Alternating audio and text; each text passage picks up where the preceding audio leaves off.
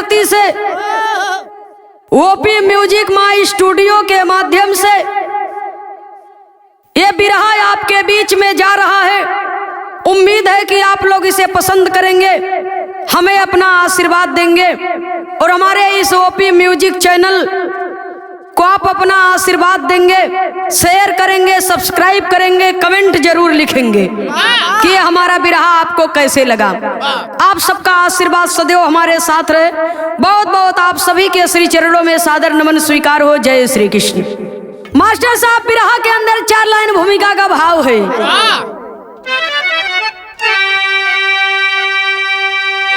वक्त हर वक्त ना पक्ष में रह सके, जो बनी तेरी एक दिन बिगड़ जाएगी।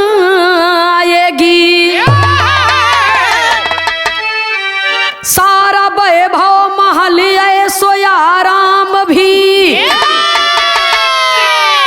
गुलबहारों की दुनिया उजड़ जाएगी। लोरिक चंदा का उड़ार जब कर लिए, तो राजा सहदेव का मान है घट गया। दाने दाने को मोहताज मजरी हुई, धर्मी संवरू का पोहा में सर कट गया।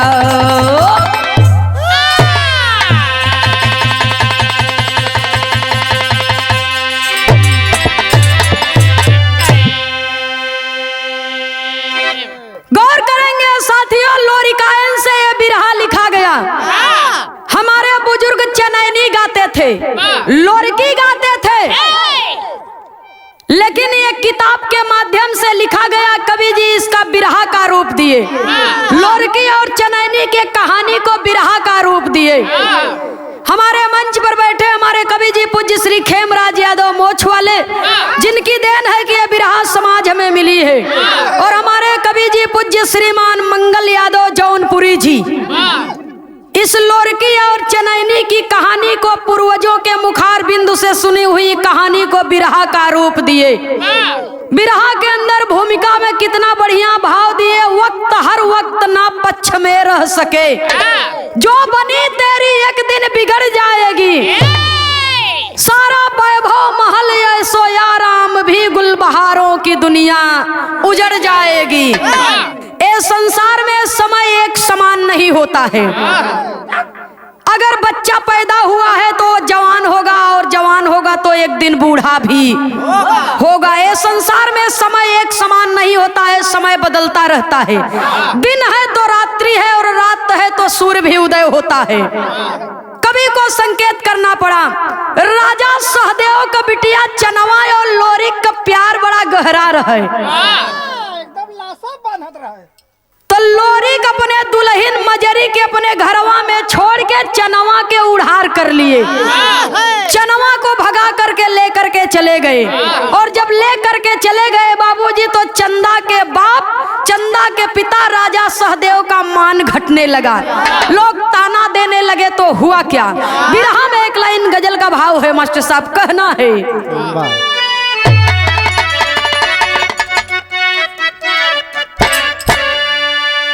अरे बिगड़ी मेरी बना जा, हाँ हाँ बिगड़ी मेरी बना जा, आज मेरा वाले ख्वाजा, बिगड़ी मेरी बना जा।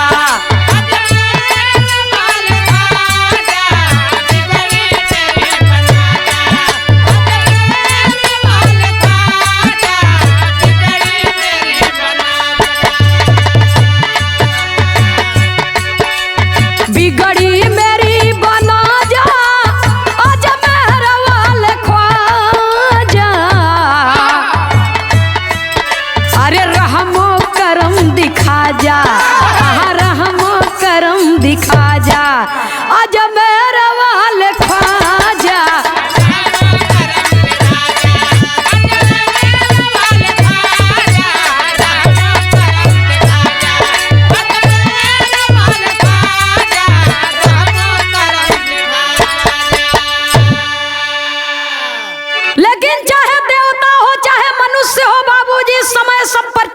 लगाती है, इसलिए कवि को लिखना पड़ा।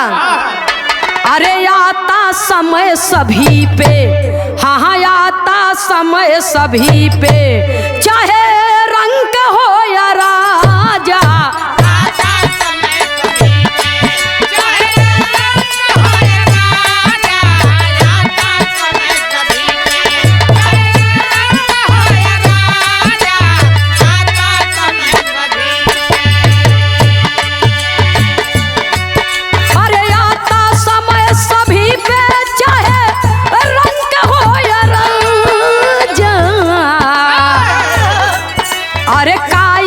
शेर बनता, हाँ कायर भी शेर बनता, यह वक्त का तकाजा। कायर भी शेर बनता, यह वक्त का तकाजा। कायर भी शेर बनता, यह वक्त का तकाजा। कायर भी शेर बनता। आता समय सभी पे, चाहे रंक हो या राजा, तकाजा। कवि को संकेत करना पड़ा, गाने के अंदर भाव देना पड़ा। बिरहा में कभी एक नया मोड़ देते हैं। कहानी की शुरुआती हमें से बात संकेत करना पड़ा मास्टर साहब।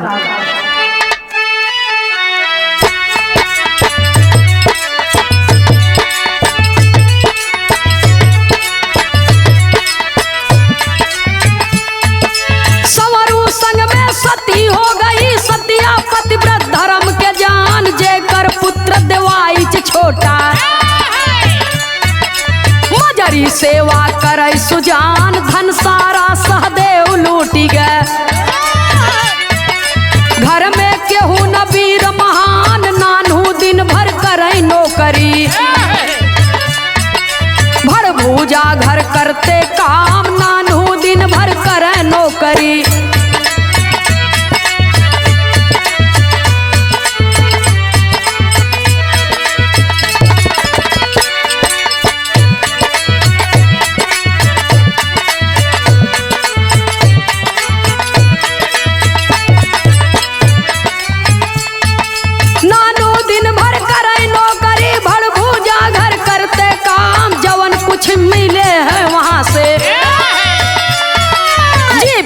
पे था परिवार भोरिक मजरी और देवाइच,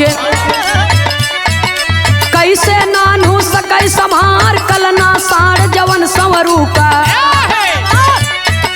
पहली बांधा अपने द्वार, कलना साड़ जवन संवरू का।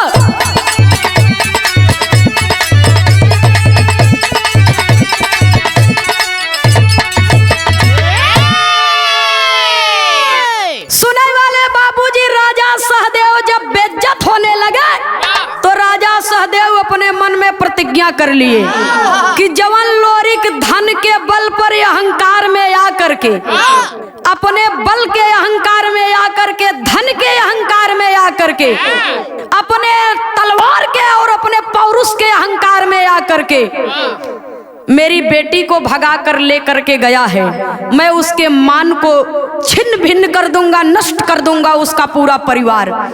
अगर हम बेइज्जत होते तो वहू के छोड़ब न। राजा सहदेव चढ़ाई कर दिए बाबूजी, और जब चढ़ाई कर दिए तो सांवर लड़ाई में मारे गए, सांवर का गर्दन काटा गया। और जब मारे गए लड़ाई में सारा धन राजा सहदेव लूट कर लेकर के चला गया। और सतिया संवरू की पत्नी पतिव्रत धर्म को जान करके अपने पति के साथ में बाबूजी चिता पर सती हो गई। सतिया सती हो गई। सतिया का लड़का जेकर नाम बा देवराइच, सतिया का लड़का जेकर नाम बा देवराइच, जब वहू का जिम्मेदारी बाबूजी उसके ऊपर आ गई, मजरी के ऊपर। तो सतिया का भाई जेकर नाम नानू रहे, सतिया का भाई जेकर नाम नानू रहे बाबूजी, वो दिन भर नौकरी करें, दूसरे के घरे में जाए के मजदूरी करें, और तब जाकर के बाबूजी कुछ खाने को मिलता था, उसी से परिवार चलता था। भरभूजा के घर में भरसाए झोंके, दिन भर नौकरी करें, और जवन कुछ मिल जाए वहां से वही से परिवार चले। और जब वही से परिवार चले, सारा धन तो सहदेव लूट कर लेकर के चला गया है। अब कोनो रास्ता बचा नहीं बा। समय बड़ी दयनीय है, दशा बड़ी दयनीय है बाबूजी। जवन सांवर लोरिक के जांघी के जोर केहू अजमावे न, उस सांवर लोरिक के परिवार दाने दाने के लिए मोहताज हो गया। और जब दाने दाने के लिए मोहताज हो गया बाबूजी, तो कवि को संकेत करना पड़ा, कहना है। बिरहा के अंदर एक लाइन तर्ज का भाव है मास्टर साहब।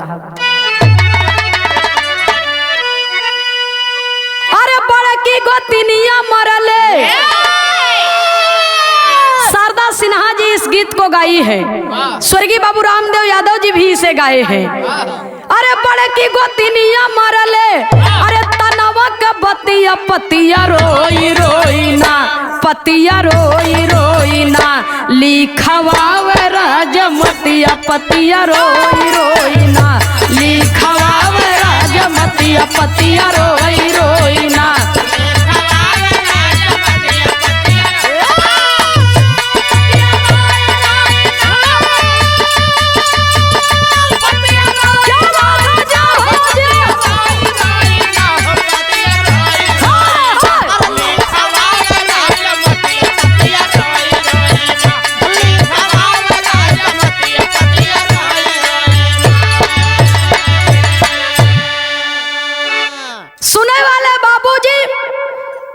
गढ़गौरा नगरी से जे भी लोग जाए, देश परदेश कहीं भी जाए बाबूजी, तो मजरी सबकर रास्ता देखत रहे।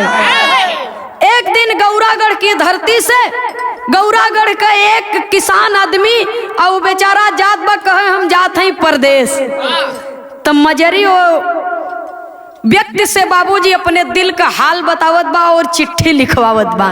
का कहत बा भैया हो, अरे तोहरे गाये से केतना, तोहरे गाये से केतना हो त दूर गतिया पतिया रोई रोई ना, पतिया रोई रोई ना, मजरी लिख दिल का बतिया पतिया रोई रोई ना।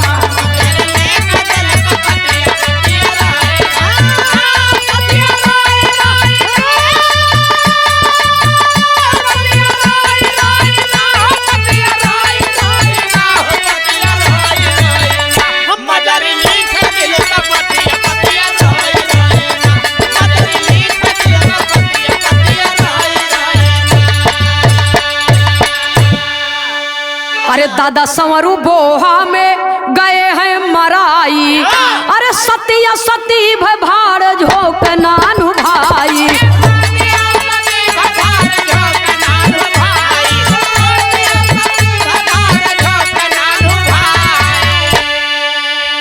अरे लूटा सहदेव आके, लूटा सहदेव आके सारी दौलतिया पतिया रोई रोई ना, पतिया रोई रोई ना, मजरी लिख दिल का बतिया पतिया रोई रोई ना।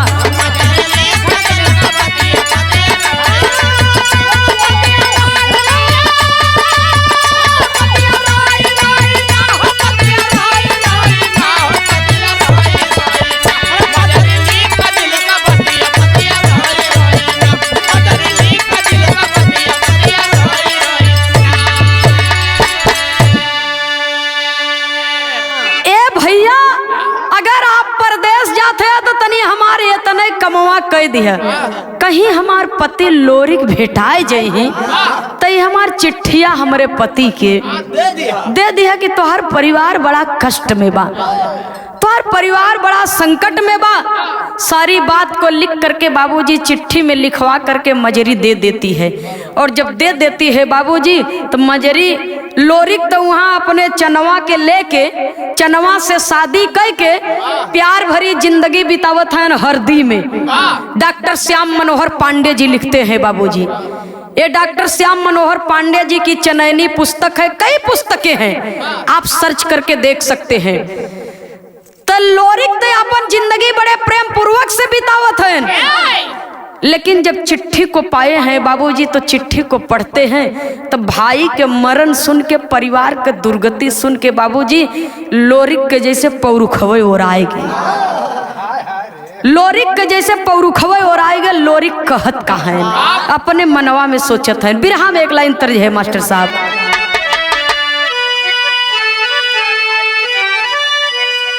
तर्जवा से बढ़िया फर्ज हमारे बिरहवा में बा।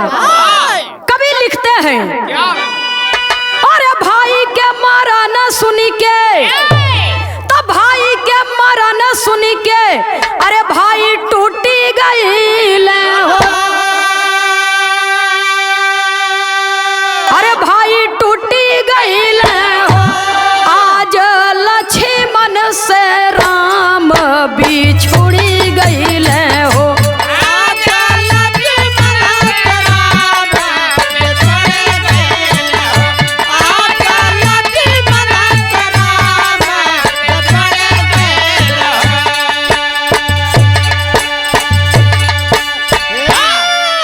अरे जवन भैया दिहले हमके बचपन में दुलरावा,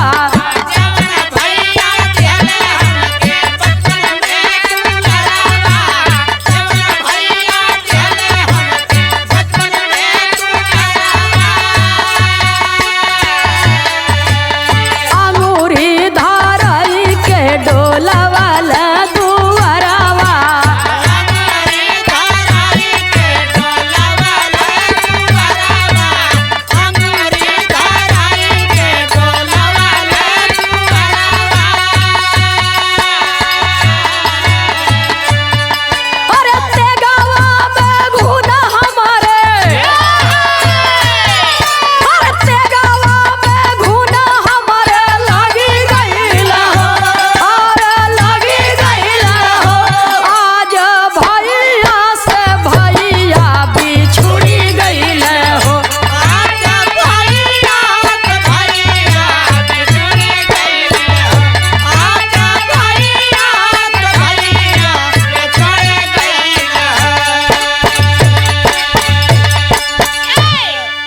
लोरिक रो रहे हैं, घुटनों के बल बाबूजी जमीन पर गिर गए और रो रहे हैं, अपने भाई को याद करते हैं। जवन भैया के बल पे हम दुनिया के असंभव से असंभव और बरियार से बरियार लड़ाई जीत के अपने मान सम्मान गढ़ गौरा नगरी के पगड़ी के पानी बचावा, आज हमरे एक गलती से हमारा पूरा परिवार बिखर गया।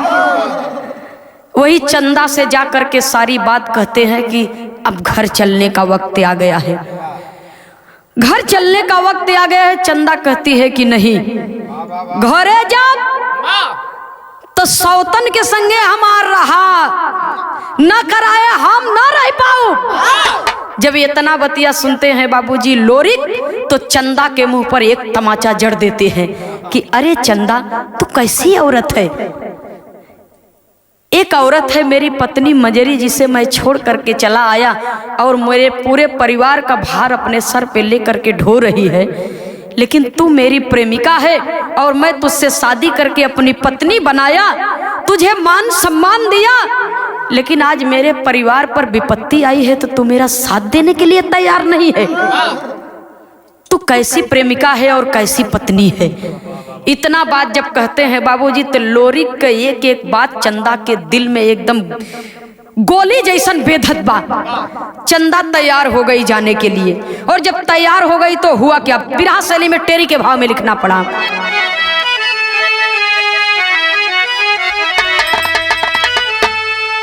जब चंदा तैयार हो जाती है तो लोरिक अपने हाथ में तेगा उठा लिया और कहते क्या है? अरे राम, जवानी तब अंगार बन गई, बाबू जवानी तब अंगार बन गई, अरे ज्वाला धधक पड़ी दहिने दुर्गा महारानी, अरे महारानी।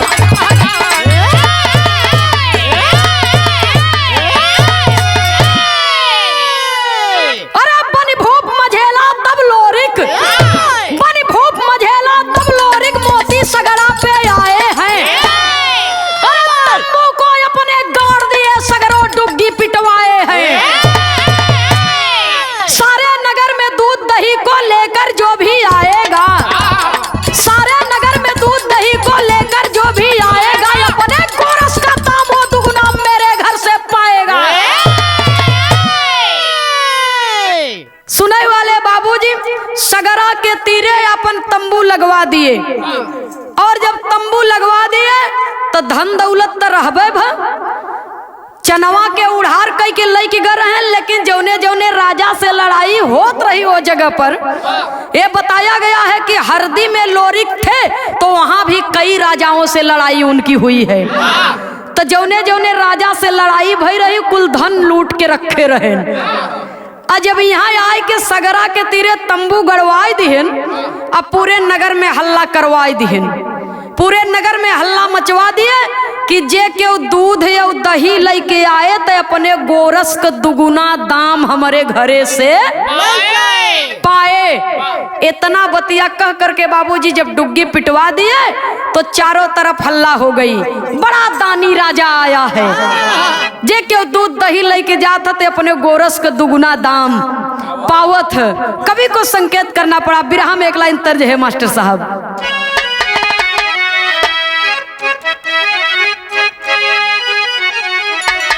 अरे दिल देता है, दिल देता है, रो रो दुहाई, किसी से कोई प्यार ना करे।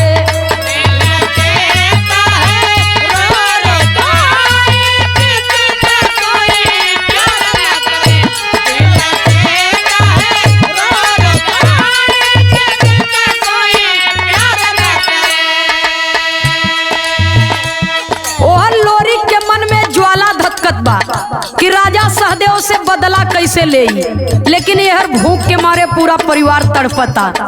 तब जाए के मजरी माई खोइलन से कहत हईन, मजरी का है माई, मजरी का है माई, खोइलन से जाई बिताई कैसे अब दिनवा। मजरी का है माई,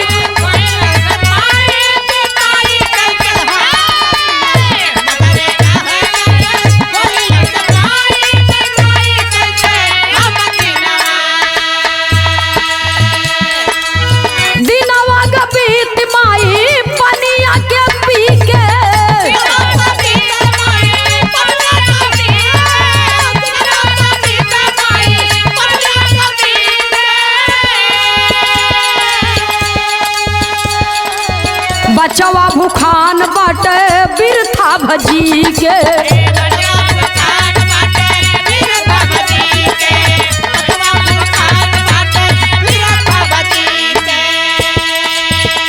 दूधवा मांगे खोइलन, दूधवा मांगे खोइलन, जाई के लिया बिताई कैसे अब दिनवा।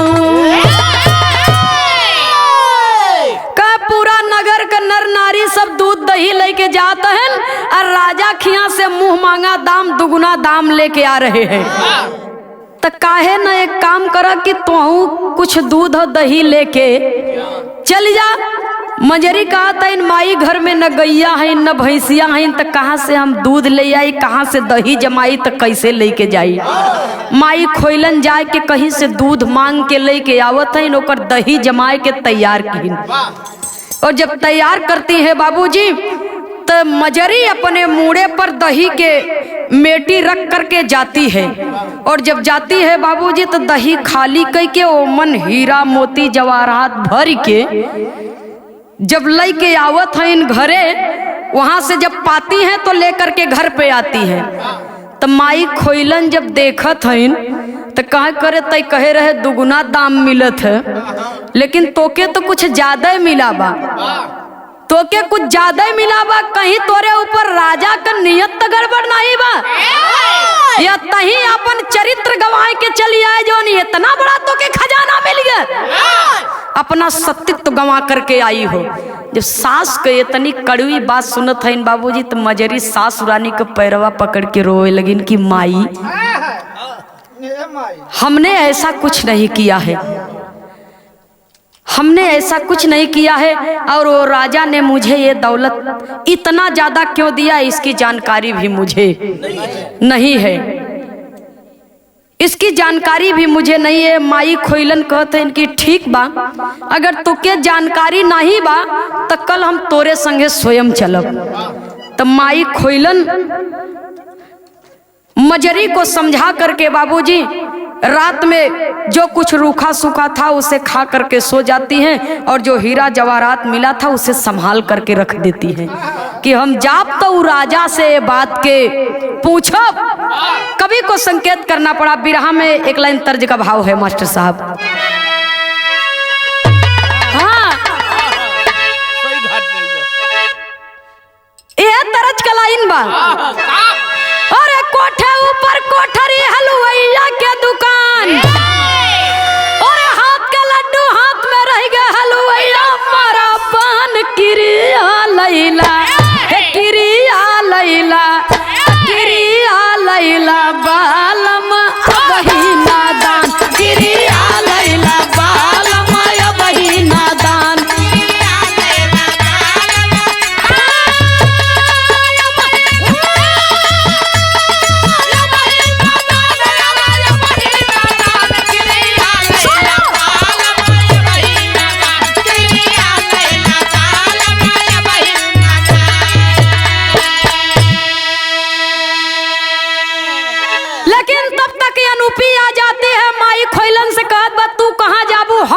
के संग तू घरवा रहा लड़का बच्चा तनी देख। तो रात बीती सुबह हुई तो अनुपी चलती है मजरी को लिवा करके। कैसे भैया हो? अरे अनुपी के संग गई है मजरी, तो अनुपी के संग गई है मजरी बोहा बीच मझार। अरे चिन्ह ली है चनवा के अनुपी कहे लगी फटकार केसिया धई के केसिया धई के केसिया धई के खींचे लागल दुआर।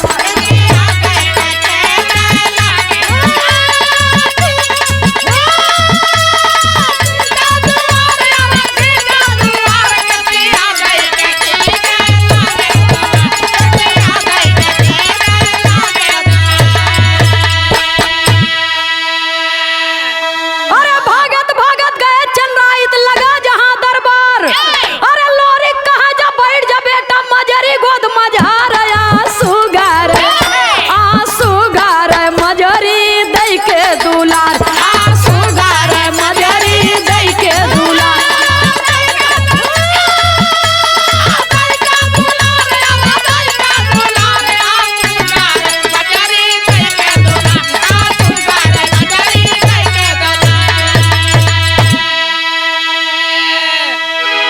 जब अनुपी और मजरी दोनों पहुंचे तंबू के लगे तो जवन वहां नौकर चाकर सिपाही उपाही लगा रहे। अनुपी कहा था ए भैया तनी रानी साहिबा से भेंट कराए देता जी, इतना बड़ा दान देतबा लोगन के दुख दर्द दूर करता गरीबी दूर करता, तनी वो देवता और देवी को हम दर्शन कैले। कहा देवता का दर्शन तो न हो खाली देवीए के दर्शन हो पाई। राजा साहब ये समय दरबार में बैठा है, चला तंबू के भीतर वही रानी साहिबा है उनकर तो है दर्शन कराए दे। जब लिया के जात है बाबू तो चनवा के देखता ही मान अनुपी कहा अरे हे मजरी चनवा के देखता ही मान अनुपी कहा था कि सुना तनी चिन्ह गौर से तनी देखा। मजरी कहा देखी का हमर लोग के गरीबी दूर करे आई है, इनके चरणों में तो हम प्रणाम करत है। कहे तू प्रणाम करा हम इनके अब्बे बतावत है। वही अनुपी बाबूजी क्रोध में पहुंची और चनवा बैठी थी और चनवा का बाल पकड़ करके घसीट करके तंबू से बाहर ले आई। तंबू से बाहर ले आई। अरे हरामजादी तेरे कारण आज मजरी की ये दुर्गति हुई है। अगर तू अपने प्रेम में लोरिक को न बहकाती तो लोरिक अपना परिवार छोड़ करके जाता नहीं। और केस पकड़ करके घसीट घसीट करके अनुपी लगी मारने चनवा को। और जब चनवा को मारने लगी तो चनवा का लड़का चनराई जाए के अपने पिताजी से बतावा था बाबूजी लड़कवा का बतिया सुन करके लोरिक कहे देखा जवन बगल में वो बैठी है वो तुम्हारी माँ है मजरी। अगर ये चनवा तेरी माँ है तो वो भी तेरी माँ है। जाए के वही के गोदिया में बैठ जा तोरे माई का जिंदगी बच जाई। मजरी के कोरा में जा करके बाबूजी चनराइत बैठ गए। और जब बैठ गए बाबूजी जब मजरी जान गए कि तो हमारे पति का निशानी है कोखिया भले अलगे अलगे बा लेकिन हो तो हमरे पति का खून। वही बाबूजी अपने बेटा को ऊपर ममता भरा आंचल का छत्र छाया डालते अनुपी के कहत बाकी बहिन एक मारे पीटे समय जो गया वो वापस नहीं आएगा। जब अनुपी नहीं सुनत बा तो वही चनराइत के माई मजरी कहा था इनकी जाए कि वहू के तनी समझाओ बेटा। और जब अनुपी के पास गया बाबूजी तो अनुपी के पैरवे पकड़ के जब लटक गए चनराइत तब अनुपी की दया आई गई। वो लड़कवा के उठाए के अपने हृदय से लगाए लीन कहीं जाए आज लड़का के कारण तुम्हारी जिंदगी छोड़ दिया नहीं तो हम मार के मुआई देती। सुने वाले बाबूजी इतना बतिया जब सुनता है चनवा तो कहत बा हमार कोनो गलती नहीं बा, मैं नहीं जानती थी कि ऐसा समय आ जाएगा। वही बाबूजी लोरिक को बुलवाती है, लोरिक के सारी बात बतावत बा कि सैया अब बदला लेवे का वक्त आ गया है। कवि को बिरहा में पहपट के भाव में लिखना पड़ा।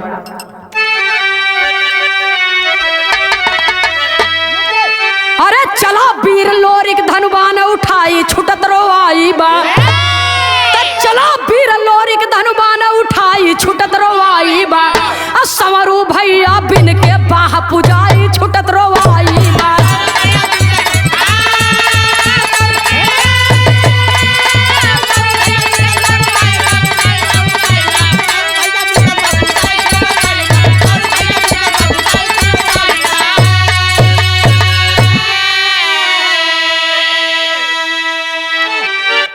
अरे राजा सहदेव अब ना छोड़ब जियत तो है संसार हो और खातिरदारी अब दमाद के अपने कर दुआर हो।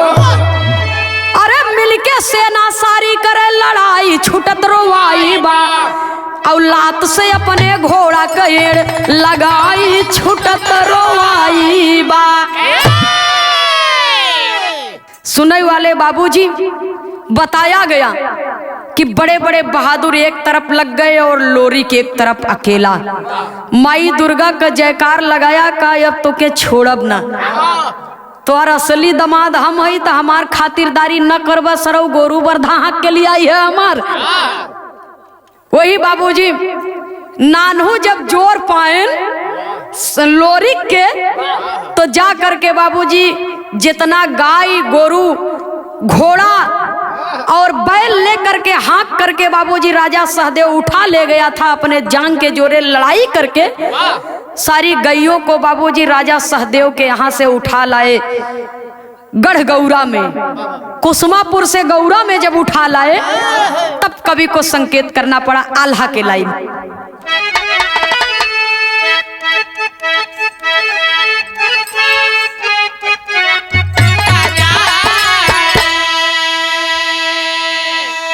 सुनाई वाले बाबूजी जवन साड़ रहा कलना साड़ के तेली लगे रहा जबरदस्ती और ओके कोल्हू में बांधे रहा, कोल्हू चलवावत रहा उसे। अब तक कोल्हू नहीं देखात बा लेकिन पहले के जमाने में रहा, हम तो खुदो देखे नहीं है लेकिन जे बतावत है तब बतावत है।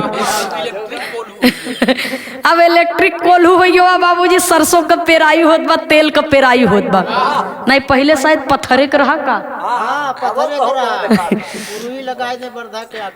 भैया। तो कलना साड़ वही कोल्हू पेरत बा। और जब देखे नानहू के तो कहा जात ना जब काहू का जोर पावा तब सुगरियो।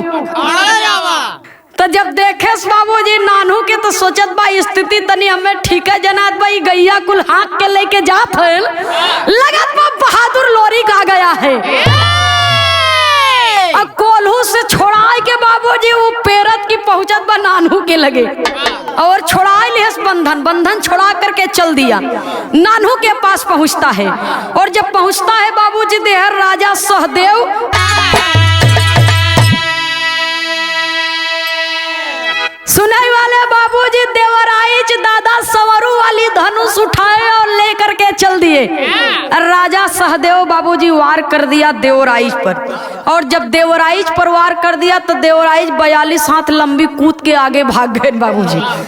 और जब आगे निकल गए कहा नन्ना कहते नन्ना।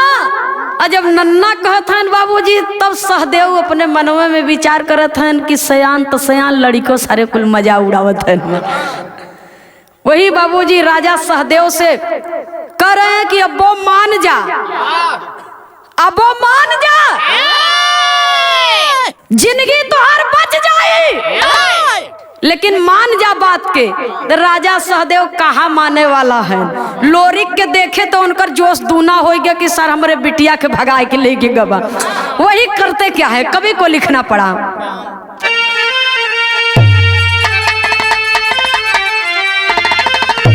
और बाजत बा सहदेव पर विपत्ति के बजाना,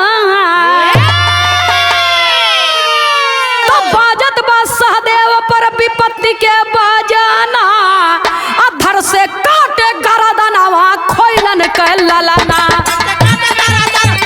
सवार लोरिक काशी में आई के,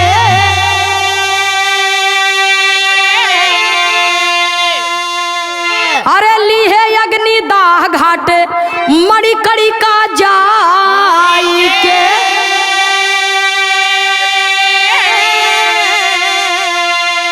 अरे या भोरिक नादान था गोदी के सुगाना, अरे या भोरिक नादान था गोदी का सुगाना, अधर से काटे गरदनवा खैलन के लला।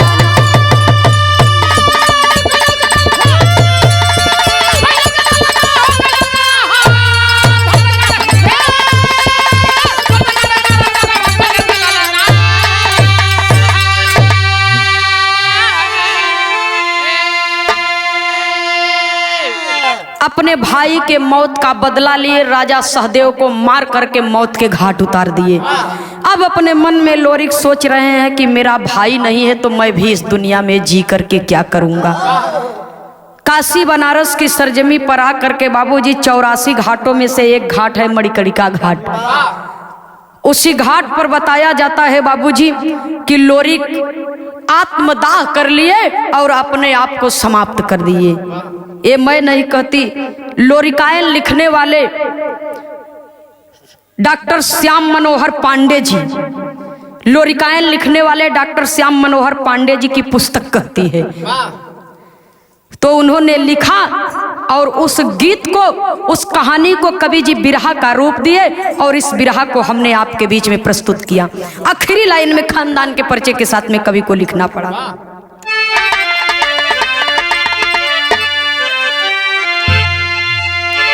कहा जाता है सुनने वाले साथियों कि लोरिक केवल यादव वीर वंश का नाम नहीं रोशन किए, उन्होंने पूरे वीर योद्धाओं का नाम रोशन किया और सारे अत्याचारियों के अत्याचार को समाप्त करके बाबूजी एक सामाजिक नींव रखा।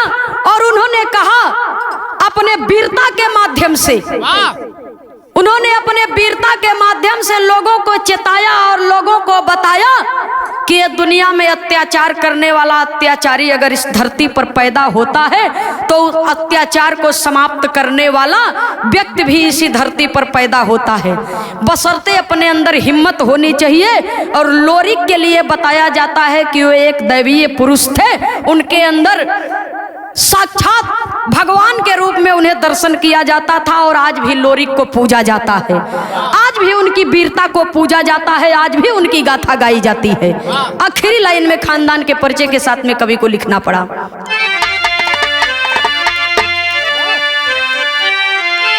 स्वामी राम ही सीताराम भगेलू गुरुवर राम किशोर, मंगल जौनपुरी की कविता चर्चित चारों ओर।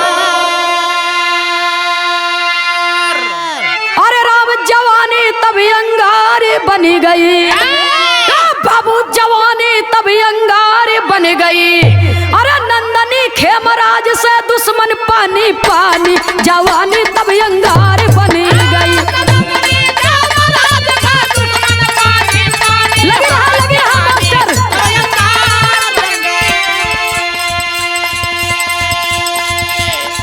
नहीं चाहिए दिल दुखाना किसी का, नहीं चाहिए दिल दुखाना किसी का।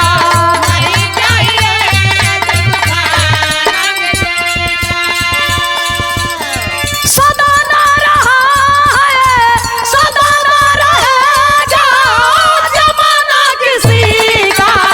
नहीं चाहिए दिल दुखाना किसी का।